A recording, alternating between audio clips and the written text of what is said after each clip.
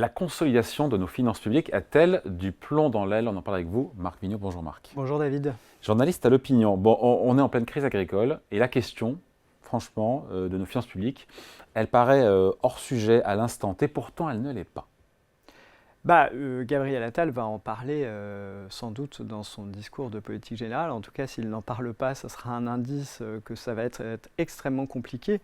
L'année 2025 est une année assez exceptionnelle où il va falloir réduire les dépenses publiques d'un montant de 12 milliards pour tenir les objectifs de réduction du déficit que le gouvernement s'est fixé. C'est un montant inédit, 12 milliards. C'est un effort qui n'a pas été fait depuis plusieurs décennies.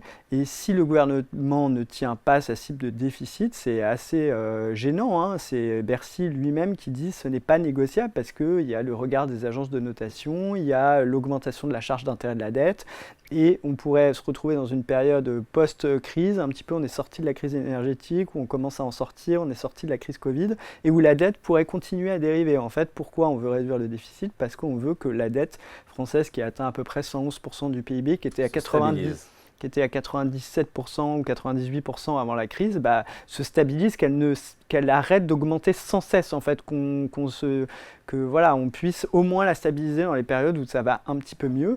Sachant que, la croissance, on a les chiffres de croissance ce matin au 4e trimestre en France, croissance zéro. On a fait comme 3 trimestres sur 4 à zéro.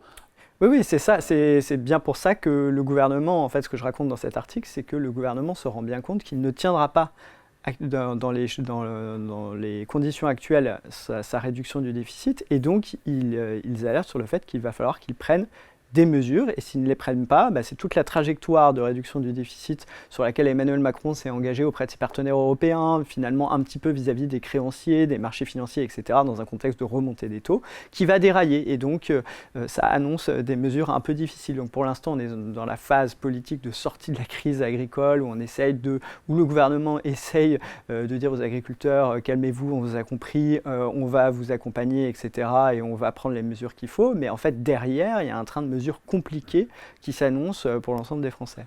Les mesures d'ailleurs annoncées vendredi par le Premier ministre pour calmer un peu la colère des agriculteurs, c'est quand même pas ça qui va faire dérailler nos finances publiques. On parle de mesures qui sont en dizaines ou en centaines de millions d'euros. Je rappelle le déficit public de la France l'an dernier, plus de 70 milliards d'euros. Oui, donc, pas du tout. Non, pas du tout. Mais pour l'instant, Gabriel Attal est dans une phase où il peut lâcher ses premières dizaines de millions. Il vient d'arriver, il est dans sa première crise et il est déjà obligé de lâcher un petit peu, de faire des concessions. C'est à la marge, pardon, c'est à la marge. Oui, bien sûr, c'est à la marge, mais ça cache, c'est un peu l'arbre qui cache la forêt. C'est-à-dire c'est un arbre et puis derrière, il va falloir consolider très fort et tout ce qu'on peut lâcher, je peux vous dire qu'à Bercy, ils sont quand même un peu inquiets parce qu'il y a tous les mois, en fait, il y a un petit chèque à la marge. La dernière fois, c'était la prime de Noël négociée avec les socialistes pour faire passer le projet de budget de fin de gestion. Ensuite, ça a été le chèque carburant que Emmanuel Macron a annoncé quand on pensait que les prix du carburant allaient réaugmenter. Vous avez vu Bruno Le Maire aussitôt dire en fait, j'avais oublié de vous dire, mais ça sera uniquement si jamais les prix du pétrole dépassent tel niveau ou les prix à la pompe dépassent tel niveau. En fait, à Bercy, on est quand même assez inquiet. Encore une fois, il y a 12 milliards d'économies à trouver, ce qui va être très très dur. On voit bien que quand, par exemple, le gouvernement prend une mesure d'augmentation, de doublement des franchises médicales et de la participation forfaitaire chez le médecin, tout le monde lui tombe dessus à bras raccourcis. Donc vous imaginez, ça rapporte 800 millions, vous imaginez 12 milliards. Et donc là, Gabriel Attal, effectivement, il fait de la politique, c'est quelques dizaines de millions, c'est pas grand-chose, mais il a quand même perdu 70 millions au passage. On dit aux agriculteurs, non, d'ici 2030, on n'augmentera pas votre taxe sur le gazole non routier et donc on perd un des outils assez importants pour décarboner les engins qu'utilisent les agriculteurs, c'est-à-dire le prix du carburant qu'ils mettent dedans. Voilà. Il y a cette promesse faite par le gouvernement de réduire à 4,4% les déficits publics fin 2024. Mais au vu des chiffres de croissance qu'on a eu ce matin et de ce qui se profile, les 1% de croissance attendus par le gouvernement cette année ne seront pas... Ils attendent 1% de voir, c'est ça ou 1,4 ? Oui, c'est ça. En 2024, ils attendent 1,4%. Ah, c'est ça. C'est 1,4%. C'était en 2023, 1%. Exactement. Les économistes disent plutôt 0,8%. C'est-à-dire que quand on recalcule le déficit public attendu avec ce qu'on aura sûrement en termes de prévision économique et pas ce qu'attend le gouvernement, on n'est pas à 4,4. On est déjà à 4,7 et puis il y a Emmanuel Macron qui a dit qu'il ferait sa mesure classe moyenne. Alors le gouvernement dit c'est dans la trajectoire, mais la Cour des comptes dit mais oui, mais il faudra quand même la financer parce qu'on ne savait pas exactement quelle année c'était. Il y a les petits quelques millions, les quelques dizaines de millions pour les agriculteurs, il y a 50 millions pour le bio, on ne sait pas si ça va être de l'argent frais ou si c'est une enveloppe qui est reprise. Enfin, il y a quelque chose à l'année sûrement probablement autour de 4,9 ou peut-être même 5% de déficit. Alors, cette année, il y a l'exécution de l'année 2023. Vous savez qu'en termes de budgétaire, l'exécution 2023, si vous dérapez sur votre exécution une année, vous repartez d'une marche d'un escalier plus haut l'année d'après. Et donc, pour descendre les marches, c'est là où je veux en venir, c'est que 2025, il faut être à 3,7%. Si on finit à 4,9 cette année et non pas à 4,4, la marche, elle est phénoménale. Oui, alors c'est bien pour ça, c'est ce que je raconte dans l'article. C'est plus que 12 milliards, c'est bien plus que 12 milliards d'économies. C'est ce que je raconte dans l'article, c'est que le gouvernement est bien conscient de ça, et donc l'idée, c'est à tout prix ajuster pour arriver à 4,4 cette année, et donc ils disent, on va devoir prendre des mesures drastiques. Alors, entre le discours et l'alerte et ce qu'ils vont pouvoir faire politiquement, il y a une grosse marge, surtout que le parti qui est censé soutenir un peu le gouvernement on va reprendre le contrôle des finances publiques, on va baisser les dépenses. À chaque fois que le gouvernement dit j'ai identifié telle dépense ou tel prélèvement à augmenter, il leur dit non, pas celui-là. Donc, et les propositions alternatives, c'est des propositions très générales, on va débureaucratiser, ce qui prend des années pour produire une économie. Mais, donc dès qu'on rentre sur quelle économie il faut faire, on voit qu'il y a quelqu'un qui bénéficie de la dépense publique en question. Par exemple, les franchises, les Français vont devoir payer un peu plus cher pour leur boîte de médicaments, pour leurs transports médicaux, pour la visite chez un kiné. Et donc, ça, c'est pas du tout populaire. Et évidemment, aucune opposition va faire de cadeau à un gouvernement qui n'a pas de majorité absolue à la Les économies sur la dépense, il y a aussi des recettes qui rentrent moins bien que prévu. Recettes fiscales. Oui, c'est ça qui inquiète beaucoup le gouvernement, c'est que les recettes qui avaient été prévues en toute fin d'année, là, en novembre-décembre, déjà, il y a un énorme trou par rapport à ce qu'ils avaient prévu. Alors, ils ont eu quelques bonnes nouvelles sur l'exécution des dépenses, ça veut dire, en gros, on n'a pas le détail, mais il y a certaines dépenses qui n'ont pas été faites parce que les personnes qui sont censées en bénéficier n'ont pas assez demandé cet argent à des guichets, etc. Donc là, il y a une petite bonne nouvelle du côté des dépenses, mais le problème, c'est que les recettes ne sont pas du tout au niveau attendu, en partie parce que la croissance économique, mais pas que, n'est pas très bonne. On pourrait avoir ce qu'on appelle une élasticité des recettes moins bonne, c'est-à-dire pour 1 euro de PIB en plus, vous espérez normalement en moyenne sur le long terme avoir 1 euro de recettes fiscales en plus. Et là, ça pourrait être pas aussi bon que ce que le gouvernement avait espéré. Et donc, ça crée un trou dans le budget, d'où le côté signal d'alarme qu'on tire, et voilà, et 70 millions, plus 50 millions, plus 70 millions, plus 50 millions, tous les... Ouais. Voilà, à la fin, tout ça encore une fois, en prenant en compte, encore une fois, que si on recalcule toutes les prévisions de déficit à l'aune des chiffres de croissance qu'on devrait avoir, c'est quasiment cette promesse de revenir à 3%, sous 3% en 2027, sauf à prendre des mesures chocs, elle est intenable. On est déjà mécaniquement à peu près à 4,7% pour cette année au lieu de 4,4%. Si on ajoute à ça que l'exécution budgétaire 2023 pourrait être connue, on ne sera peut-être pas à 4,9% de déficit, mais peut-être à 5%. Donc là, on monterait à 4,8% pour 2024. Et donc oui, on s'aperçoit que le déficit a beaucoup de mal à baisser à partir d'un niveau qui est censé être un niveau de crise tout à fait exceptionnel, 5% de déficit. Après, on peut se poser la question de savoir, est-ce que c'est grave d'avoir un déficit aussi élevé. Ça, je pense qu'on pourrait y passer un quart d'heure. À supposer que nos partenaires européens, d'ailleurs, soient d'accord, parce qu'il y a quand même des règles aussi qu'il faut... Oui, il y a des règles alors qui offrent certaines souplesses, etc. Mais effectivement, en question de crédibilité, la Cour des comptes n'arrête pas de répéter que la France, c'est le dernier pays de la zone euro ou dans les derniers pays qui prévoit de revenir sous 3% de déficit en 2027. C'est vraiment... c'est la date la plus éloignée.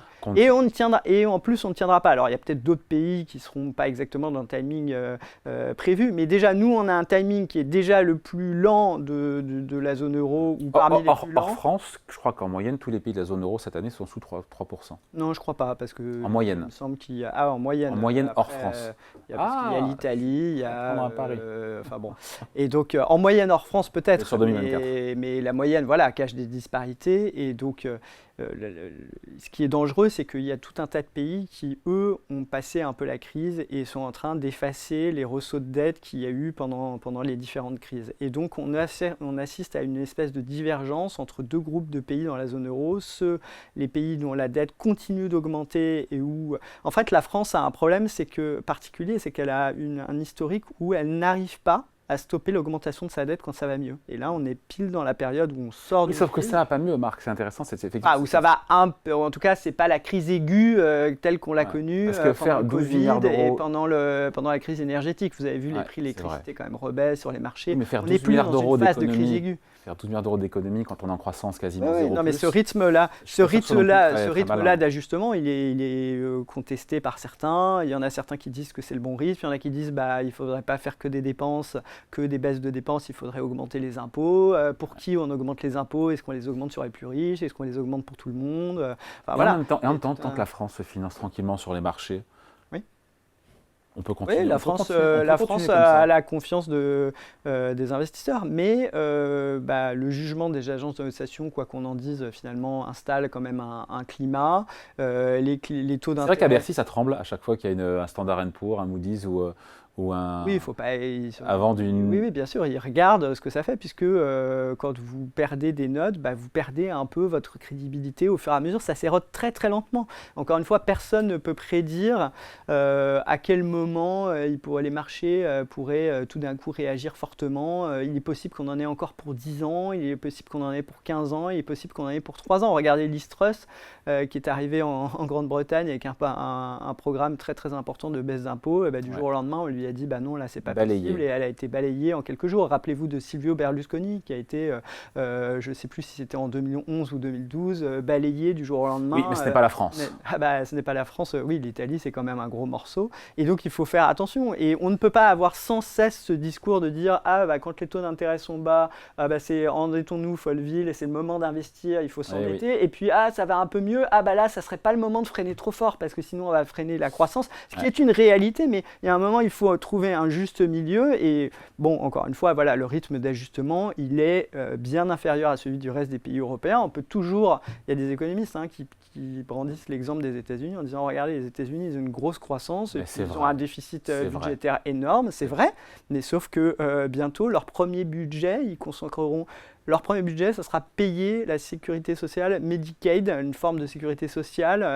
Ça sera leur premier budget. Et un jour, peut-être qu'ils ils bénéficient du dollar. Vous savez, c'est pas exactement la même chose que l'euro. C'est un pays qui est quand même très innovant, très attractif, qui a pas, Mais il y a un jour où l'augmentation incontrôlée de la dette américaine pourrait poser problème. Il y a des économistes qui sont clairement inquiets à ce propos, alors qu'ils ne l'étaient pas du tout auparavant. Un jour, on ne sait pas si on fera pour voir ça, mais un jour, sur le papier. Et la zone euro, il faut accepter qu'on ait une zone monétaire unique, mais qui n'a pas toutes les caractéristiques des États-Unis. On n'a pas de budget commun, on ne peut pas relancer dans un pays quand ça va mal. On n'a pas une union de marché des capitaux qui fait qu'on peut répartir l'épargne là où on en a besoin en fonction de la conjoncture, etc. Donc on n'est pas une zone monétaire optimale, et donc il y a des règles, des garde-fous qui ont été imposés. C'est comme ça qu'elle a été faite, la zone euro, et d'ailleurs il n'y a pas beaucoup de partis français qui seraient favorables à aller vers une fédéralisation totale et un budget commun dans la zone euro, etc. On vous dirait qu'on va payer pour les Italiens et pour d'autres, alors là, ça serait l'horreur.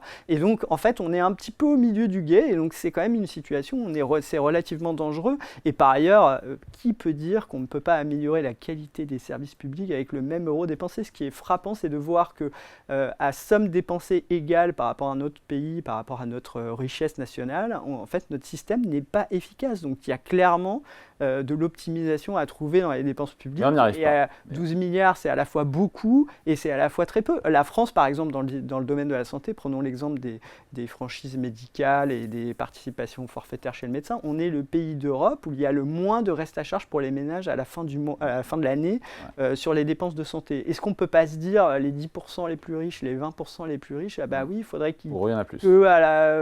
éventuellement il y a un reste à charge. Il y a des idées comme ça de gens qui disent il faut changer changer le système, il faut instaurer ce qu'on appelle un bouclier sanitaire, et vous définissez un pourcentage du revenu. Chaque année, vous savez qu'un petit pourcentage du revenu, qui peut d'ailleurs être croissant en fonction du revenu, ça reste un peu à votre charge pour que les gens mesurent que quand ils ont une grippe qui en fait ne se traite pas par antibiotiques, il ne faut pas qu'ils courent chez le médecin réclamer des antibiotiques. Voilà, il faut du courage politique pour pouvoir consolider plus sereinement nos finances publiques. Merci beaucoup. Explication signée Marc Vignot, journaliste à l'Opinion. Merci Marc.